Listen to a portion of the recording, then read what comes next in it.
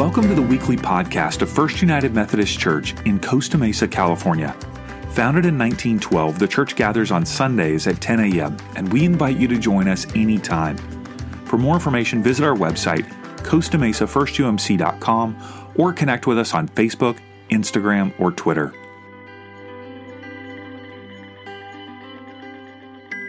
Hello, friends of First United Methodist Church. This is Pastor Sarah with our very first studio-recorded sermon. And by studio, I mean my home. We're recording the sermon this week because, unfortunately, it didn't get recorded this morning during service, and we wanted to make sure that you had an opportunity to listen to it if you had to miss this Sunday. That's because this is a 6-week series where all 6 weeks build together, and so we don't want you to hop it in without getting a chance to hear the other ones. This is a series called Reformation, How to Build Faith After Deconstruction. Deconstruction is a word that we hear around a lot. But maybe not everyone can relate to the word or even know what people mean when they say they've gone through faith deconstruction. There's also a difference between faith deconstruction and demolition. This week, we're going to talk about what is deconstruction and why, in fact, it's biblical and, in fact, most likely needed. We're also going to talk a little bit about the story of Jacob. Here's some disclaimers to start. First of all, we are recording in my home, which is near a fire station, just like the church, so you might hear some fire sirens and the dog that lives next door who likes to sound like the fire trucks. You may also hear my amazing neighbors as they play in the backyard. So those are all the disclaimers. Let's start by hearing the story of Jacob. From Genesis 32:22 through 31, Jacob wrestles with God. The same night he got up and took his 2 wives, his 2 maids, and his 11 children, and crossed the ford of the Jabbok. He took them and sent them across the stream, and likewise everything that he had. Jacob was left alone, and a man wrestled with him until daybreak. When the man saw that he did not prevail against Jacob, he struck him on the hip socket, and Jacob's hip was put out of joint, and he wrestled with him. Then he said, "Let me go, for the day is breaking." But Jacob said, "I will not let you go unless you bless me." So he said to him, "What is your name?" And he said, "Jacob." Then the man said, "You shall no longer be called Jacob, but Israel, for you have striven with God and with humans, and you have prevailed." Then Jacob asked him, "Please tell me your name." But he said, "Why is it that you ask my name?" And there he blessed him. So Jacob called the place Peniel, saying, "For I have seen God's face to face, and yet my life is preserved." The sun rose upon him, and as he passed Peniel, limping because of his hip. As always, let's start with a prayer. God, may now the words of my mouth and the meditations of all of us who are listening be acceptable to you, because, God, you are indeed our rock and our Redeemer. Amen. One of the incredible things about our community here is that there are tons of folks in this community that have some theological or biblical educational background. It's great. It means that I gather a couple of folks together in what I like to call the brain trust, and we talk about, hey, what are we going to preach on? One of the people that does that with me is a guy named Michael. Michael and I were meeting to talk about our next sermon series, and I shared with him that I had no idea what to talk about. Several times Mike has brought up the idea of maybe it's time that you talk about deconstruction. It's a word that is around our community a lot. A lot of people come to our communities sharing that they have had a sense of deconstruction in their faith, and so we're looking for a place like First United. But deconstructionism is a hard thing to understand, and what I have learned over the last couple of years, leading a community of folks who are experiencing deconstruction can be incredibly hard. Never mind throwing in the fact that I myself have gone through my own sort of semi-deconstruction. But as I sat and told him more and more why I wouldn't preach on it, he did what a lot of good listeners do, and he asked me a lot of questions about other things in my life to sort of distract me from the idea that I had no idea what kind of sermons we should preach next. And usually I would lean into the lectionary, which is a way of looking at the Bible over 3 years, but instead we got into a conversation about what has been making me come alive lately. And by lately, I mean the last 3.5 years. I have been engaged in restoration of this building. So you didn't get to see it, friends who are listening to the sermon online, but on the front of our stage are 2 doors. They are the original front doors of our church. They had to be replaced when it had become a security risk to use them because unfortunately, they have been, the levers don't work quite right. They don't shut quite the way they used to. And actually, you could get a pretty serious sliver just by touching the outside of the door. They haven't been maintained maybe with a yearly staining or any sort of weatherproofing. Pretty impressive that these doors have existed this long. These doors are a part of the overall project of restoration that this church has gone through. It has been an interesting and fun and just a huge, huge challenge to do a lot of the restoration work around here. One of the things you may notice if you are part of this community or you may see online is that I like to do a lot of these projects myself and with a team and with a group of people. I love to redo tables, to fix things up, to make sure that things don't get thrown away but instead reused. I love to maintain the integrity of a piece and yet beautify it and bring it into maybe a more modern use. It's like these doors. Originally, when we took the doors off, I asked folks if we could keep them, and I think people thought I was crazy. I said, no, they're going to come in handy one day. Back to sitting with Mike. As I sat with him and talked to him about all the reasons that I felt like I didn't have a lot to offer, as far as I was feeling burnt out with creating new sermon ideas, but I wasn't feeling burnt out in those moments when I was restoring a piece. And I talked about how restoring these pieces made me feel a little bit like I feel when I'm with people one-on-one in our community. I love talking to people about what it is that brought them through the doors and then also what it is that keeps them here. I also like to talk to them about maybe the things that they've had to sort of sand away in their lives. I've noticed as I've been working on the projects around here that there is a lot of similarity between what happens when you restore a piece and what happens when you are talking to someone who has gone through faith deconstruction.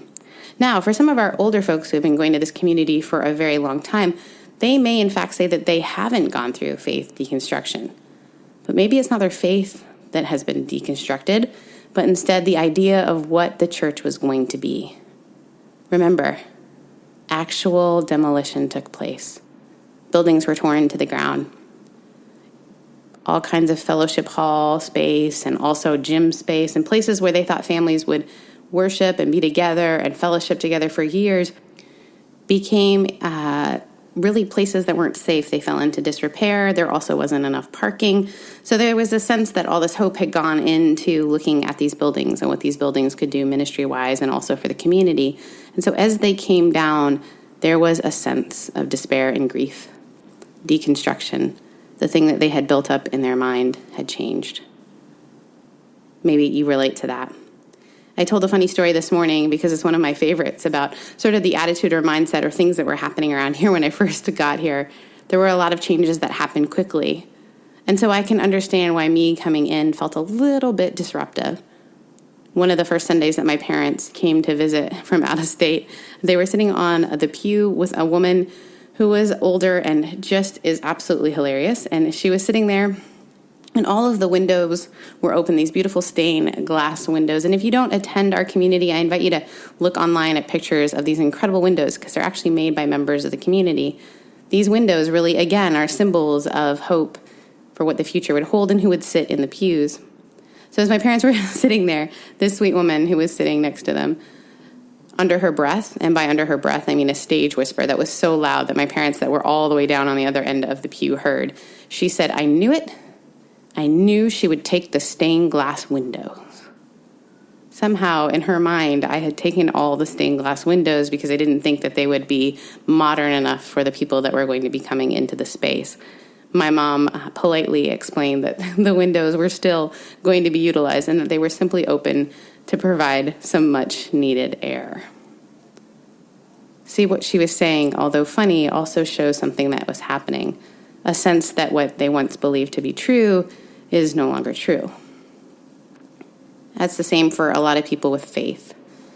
There is a sense that when you start to look at all these different pieces and spaces and places, things are changing in you, and you don't know what part of faith you can keep and what part you have to let go. as Michael and I talked more and more, I realized that maybe this was the sermon series I needed to give. Not just for our community, but for myself, as I've been going through sort of this idea of order, disorder, and newness and rebirth. I was talking to my friend Phil Wood, and he was sharing with me some of his notes about deconstruction. He leads a class over at the church that he leads that talks about faithful deconstruction. And in his notes, very small, probably a point that he didn't really dive into too much, he wrote that there is a difference between deconstruction and demolition. Demolition is the destruction of something without the intent to utilize it again. You take all the pieces apart and maybe you give them away. Well, deconstruction is different. It's taking apart to evaluate and decide what to keep and what to let go of. If we look at this idea of order, disorder, reorder, I've been leaning heavily into Father Richard Rohr, and I'm kind of glad that I get to do this podcast way of doing this because I can give you resources to look up. So Father Richard Rohr has a book called Falling Upwards, and it really deals with the idea that we are sort of always invited into a two-part life.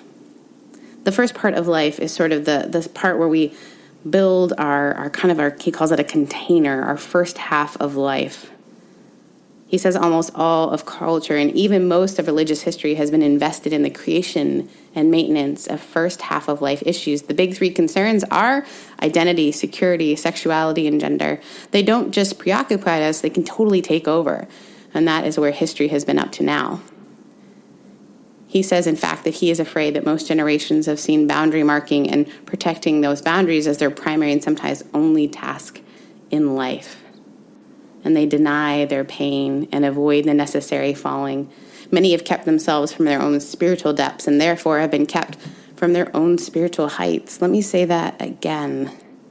Many have been kept from their own spiritual depths and therefore their spiritual heights. First half of life, religion is almost always about various types of purity codes, the thou shalt nots. And to be clear, those are things that myself and Father Rohr find to be incredibly enticing when we were children, and even through our adolescence. And sometimes even now, I miss the feeling that if I just got the thou shalt not right, then I was good as far as my faith. Now, this is all normal. Children demand rules. They need rules. We all need a container from which to come. As we've seen more and more studies show us, kids who aren't given the correct boundaries, aren't told that there are rules, often are not able to exist in society later. And in fact, they are very nervous about who they are as they look at society and how they fit in. You know this because children playing games, often about 10 years old, get very, very fanatical about the rules.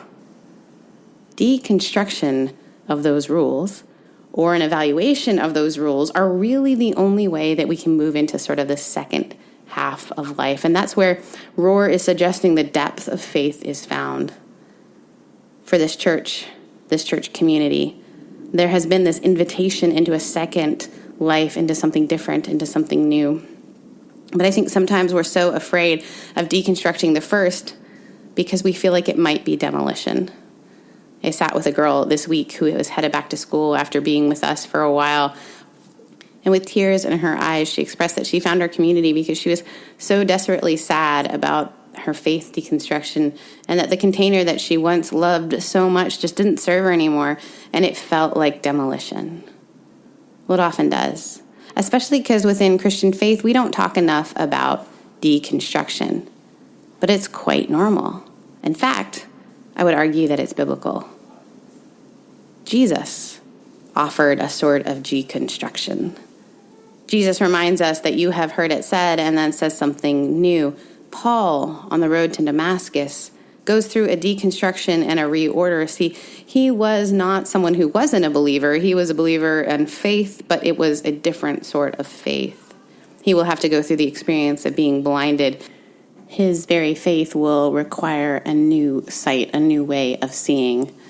Peter, who will be the rock on which the church will be built, goes through sort of a second change or a second understanding of faith when all of these rules, the thou shalt nots, are sort of taken apart by the voice of God.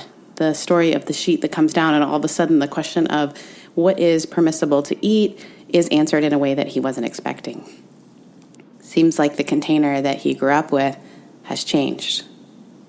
There's lots of these stories. In fact, my notes from my friend Phil contain a lot of these stories. But one story that wasn't on there, one story that we're going to dive into for just a little bit today, is the story of Jacob wrestling with God. Jacob. We're going to have to understand a little bit about the doors that Jacob walked through to get us to this story today. Jacob is the younger and smaller of two twins, Esau and Jacob. And if you remember correctly, Jacob stole his brother's blessing.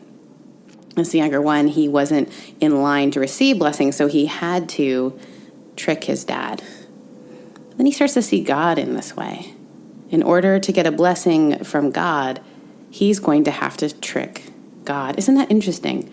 How many of us, our understandings of God are formed by our understanding of our own parents. Jacob, preparing to go home, feeling like it's time to head home after being away for 20 years, has decided cerebrally or in his mind who God is and how people will react to him. He has already prepared for Esau to reject him, for Esau to take what rightfully was his. There is this cerebral, I know what this is about. Belief. I know who God is, and I know how people are. How many of us have tried so hard to cerebrally get to faith, to understand, to have right belief? I find it interesting. It seems almost like the more and more we try to engage things cerebrally alone, the more and more we one day will come to this sense that none of it works. Some of my friends who have absolutely demolished their faith, as of yet anyway, are folks who were once heavily engaged in the idea that we needed to use apologetics or explain away our faith differences from understanding philosophy or however it might be. Apologetics is a way of saying, hey, this is the right belief. So here comes Jacob. Jacob is prepared to use all of the skills that he's used before in engaging those around him, faith and otherwise. He's going to require a blessing from his brother, and so he thinks in his mind that that will require tricking or somehow manipulating the situation. And instead, Jacob will wrestle with what's described as a man and later God. Interesting. What's happening here? It's a very interesting story because it involves not just Jacob's mind, but his very body. He has skin in the game. He no longer has the luxury of just understanding this from a cerebral perspective. His entire being is involved in this. And some of this, as we talked about our community this morning, is this idea of trauma, or the fact that our very bodies have an experience sometime when we're in the presence of a faith space that we're uncomfortable in or unused to, or maybe we're so used to, but there are damaging memories in it that our actual body reacts even when our minds do not. Jacob had experienced God before. In fact, we are told that God had shown up and given him the promise of land, progeny, and protection in Genesis 28. That was the God that Jacob knew and yet had no faith in. If we think about it, he still thinks he needs to use his trickster ways to get those things. Friends, how many of us can relate? The faith of our past required this kind of idea of prosperity, and if we could just do the right things, then all these things would come to us, and the promises that we felt like God had given us would show up, but we were going to have to somehow trick God or ourselves or others. So here again, there is this moment where Jacob encounters God, but God is different. This time God comes posing as a dark and disguised threat. This is not the protector God. This is not the God that wants him to live his best life. This is a real God. And yes, there is this idea of transcending and including the God understood before and the God here. It's a both and moment. It is a struggling with God. And our bodies have gone through this, haven't we? It's interesting because his new name, Israel, will be struggler with God. I love that idea. I love that even though he has gone through all of this and his understanding of God will change, he will still walk with a limp. And how many of us here in this space, or how many of us at home, or how many of us who have been here for a long time, walk with a limp, the hurts, the ouches? We must be present to at least a couple of things at once, 2 things. In a moment, I'm going to invite you to write those things down. Both the reality that the box or the container that we had before for our faith was required. And as angry as we might be about it, there were some gifts from it. And then conversely, and perhaps part of the same thing, is that also there are real pains and struggles that happened and harm. And if we don't react, if we don't engage the pain, we can never, ever work through it. Jacob must wrestle with his understanding of God. I wish it wasn't true. These very doors, they're not fundamentally bad, the doors that are at the front of our sanctuary. In fact, they're wonderful. They just don't serve us anymore. There was a time when we kind of understood that this was a door, and of course everyone would go through this door. And in the same way, there are many things that brought us into a church, a door through which we walk. Maybe it was our fear of hell. Maybe it was an incredible youth group that helped us feel like we were alive and present. Maybe, just maybe, it was because for once we felt like we were part of the in crowd. Maybe the door that we came through was just a looking for community. Maybe the door that we came through was curiosity. Whatever the door that we came through, we've all had the experience of whatever brought us into the church, starting to question that, and that's healthy. Healthy. But now what do we do with these doors? Again, they aren't fundamentally bad, but we have to admit that there is pain. At one point, we needed the container. At one point, we needed the doors. Rohr puts it this way: the task of the first half of life is to create a proper container for one's life and answer the first essential questions. What makes me significant? How can I support myself? And who will go with me? The task of the second half of life is quite simply to find the actual contents that this container was meant to hold and deliver.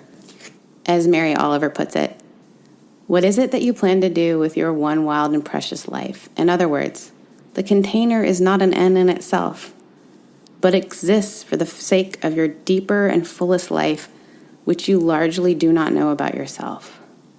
Far too many people just keep doing repair work on the container itself and never throw their nets into the deep to bring in the huge catch that awaits them. Far too many of us are spending too many hours trying to just make sure that the door of church looks the same, that our faith looks the same, that we apologize all the ways that the questioning happens. Jacob had to wrestle with God to become Israel. And in the same way, for us to move beyond and into something else, it will require a real examination of our own faith and the things that brought us there. We have to be a little bit uncomfortable with where we've been and a little bit afraid of where we're going. I guess that's sort of the process of reconstruction. Now, we ended this week's message with a song by Mumford & Sons.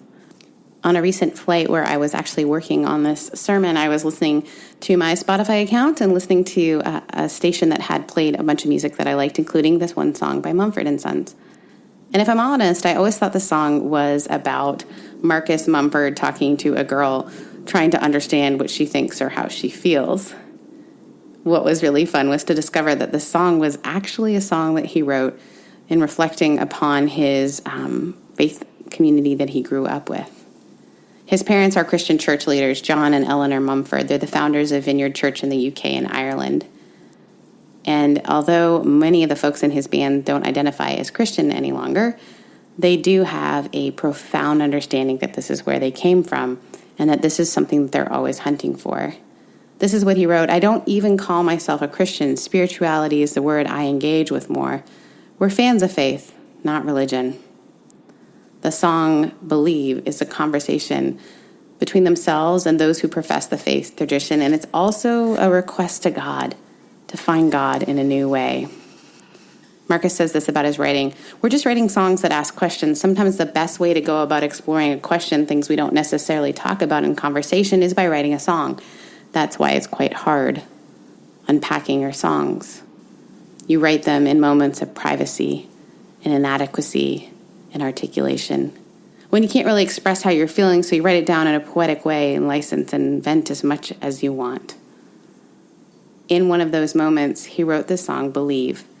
And although our amazing worship leader is not a huge Mumford & Sons fan, he was willing to sing it for us. So, friends who are listening, I'm going to leave you with the words of this song and an invitation to listen or come by next week as we talk about what happens in the second sort of stage of deconstruction. Again, this is Believe from Mumford & Sons. This is a song written towards people who used to have the same understanding of God as they did, and again, a conversation with God.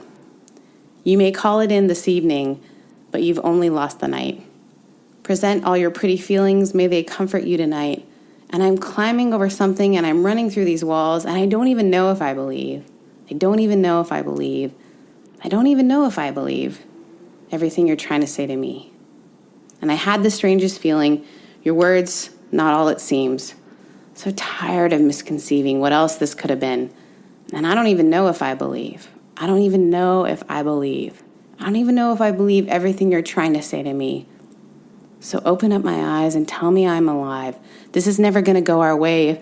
I'm going to have to guess what's on your mind. So say something.